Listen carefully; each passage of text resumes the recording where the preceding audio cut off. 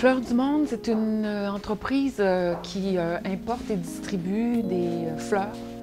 Bien, la première chose qu'on fait, c'est qu'on leur parle de nos valeurs. Et bien, on les présente au groupe et puis on demande au groupe de se rappeler de leur première journée, comment ils auraient aimé et comment ils ont été accueillis. Quelles sont nos principales valeurs chez Fleurs du Monde? Il y en a deux à lesquelles on tient particulièrement, c'est le respect et l'honnêteté.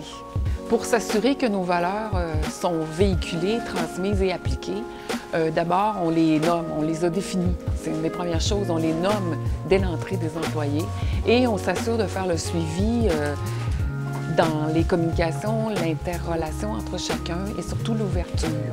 On les incarne comme direction.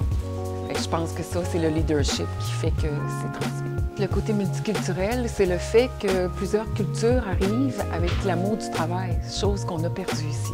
Fait que ça réapprend aux autres qu'on peut avoir du plaisir quand on rentre ici et qu'on n'a pas nécessairement envie de s'en aller. Au niveau de la communication, il y a des choses qu'on a dû adapter. Le fait qu'on ait des employés qui soient issus d'immigration, oui, bien sûr.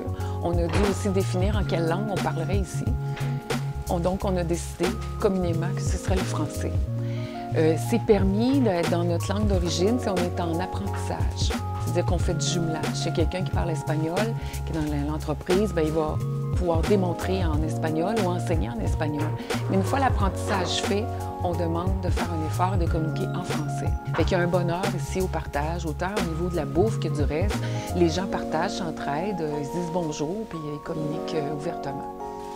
En fait, ce qui est important pour nous, à titre d'employeur, c'est de s'assurer, bon, nous on fait la formation, on accueille, on fait la formation, c'est des fois de 12 à 18 mois. Ce qu'on a besoin, c'est une concertation entre le gouvernement et nous pour s'assurer la rétention de ces gens-là.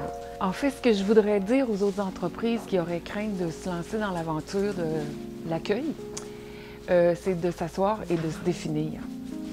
Je pense que la chose dont on peut avoir le plus peur, c'est de la non-définition de nos entreprises. Mais une fois que nos valeurs sont définies, puis qu'on s'en va avec ça, bien, peu importe du pays d'origine où on est, bien, on adopte ces valeurs.